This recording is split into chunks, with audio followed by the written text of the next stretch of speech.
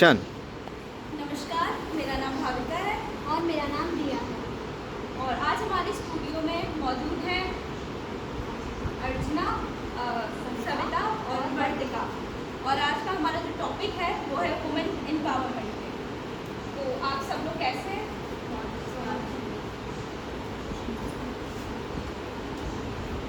आज present time में कितने परसेंट वुमेन लिटरेट? अगर हमसे मतलब ऑल इंडिया भारत का देखा जाए 71% महिलाएं शिक्षित हैं, क्योंकि मतलब बहुत कम लोग हैं। और केरल में सबसे अधिक, हमारे यहाँ भारत में केरल की जो वुमेन शिक्षित अगर रेट देखा जाए तो केरल का सबसे अधिक, और सबसे कम देखा जाए तो वो हरियाणा। ये है ठीक है।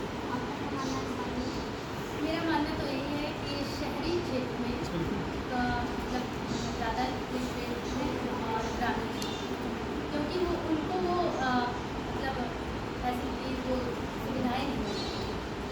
आपका वक्त मेरा ये मानना है कि शहरी क्षेत्र में जैसे लोग स्कूल तक जाने के लिए मतलब जॉब, और शहरी में ये लोग जॉब करते हैं और वहाँ जाने के लिए। अच्छा, तो ये ऐसा क्या रीज़न है जिस वजह से वुमेन कम लिटरेट है? पहली वजह तो ये हो गई कि कॉलेज स्कूल का दूर होना और आर्थिक स्थिति का कमजोर होना। और क्या क्या रीज़न हो सकते हैं? और आपको गांव से फिलहाल आप बिलोंग करती हैं तो आपसे जानना चाहते हैं। वैसे तो मेरी भी पढ़ाई तो ऐसी ही चली है। बचपन से लेकर आज तक बहुत स्ट्रगल करना पड़ा। मतलब साधन जो होते हैं बस और ये सब वो गांव से बहुत काफ़ी दूर होते हैं, जिसकी वजह से हम लोग टाइम टू टाइम मतलब टाइम से ना पहुंचना और वहाँ डाल खाना ये सब भी लोगों ने फेस किया।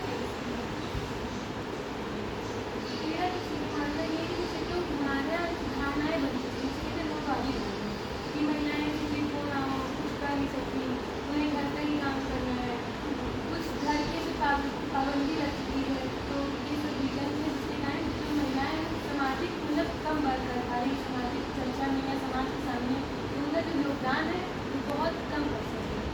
शिक्षित होने के बाद भी कुछ महिलाएँ ऐसी जो नौकरी नहीं कर पा रही, जो घर की धारणा है उन्हें दहलीज करके नहीं आज भी मतलब प्रेजेंट टाइम में भी आप ऐसा मान रहे हैं कि है?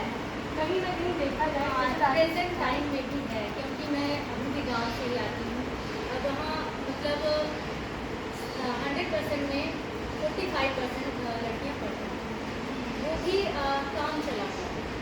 मतलब फॉर्म डाल दिया और स्कूल कॉलेज का मुँह नहीं देखा, बस पेपर दे दी। तो आपको क्या लगता है क्या किया जा सकता है जिससे ये थोड़ा इम्प्रूव हो जाए ये सब? पहला तो हम लोग गाँव मतलब ग्रामीण क्षेत्र के लोग उधर स्कूल और कॉलेज का वो भी अच्छे है भी, तो उसमें पढ़ाई नहीं होती, बस पेपर होते हैं। एग्ज़ाम टाइम में बच्चों को आना जाना रहता है और मतलब क्लासेस नहीं चलती, मतलब टीचर्स भी ज़्यादा मतलब पढ़ाते नहीं, जैसे वो पढ़ते हैं ऐसा ही समझ लीजिए। मुझे लगता है कि इसमें से गवर्नमेंट को योगदान दे रही है, कौशल विकास चला रही है, छात्रवृत्ति दे रही है, यूपी छात्रवृत्ति, लड़कियों के लिए छात्रवृत्ति, अनाथ लड़कियों की छात्रवृत्ति, लेकिन यहाँ हमारे योगदान में थोड़ी कमी है, क्योंकि सही समय पर चीज़ ना पहुँच पाना ये बहुत बड़ी कमी होती है जब ज़रूरत है। तो अगर हमारी जो गवर्नमेंट स्कीम चला रही है उसके लिए हम जागरूक हों और जितने लोग मतलब शिक्षित हैं जिन्हें स्कीम पता है वो और लोग को जागरूक करें, बताएँ, तो इसमें ये थोड़ा सा महिलाओं के एजुकेशन रेट जो है बढ़ा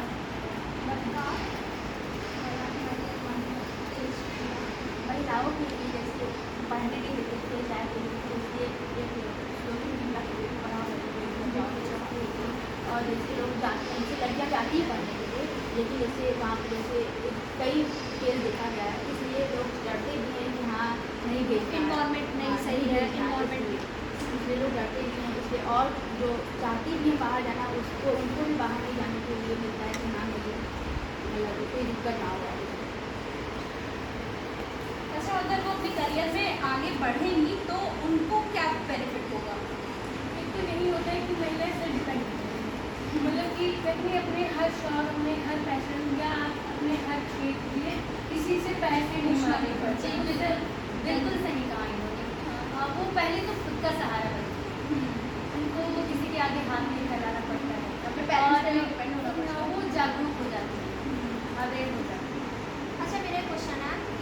मतलब जर्नलिज्म जो फील्ड है उसमें महिलाएं कम आती हैं, ऐसा क्यों होता है, ऐसा क्यों होता है? जर्नलिज्म की फील्ड में मतलब जल्दी महिलाएं आती ही नहीं है।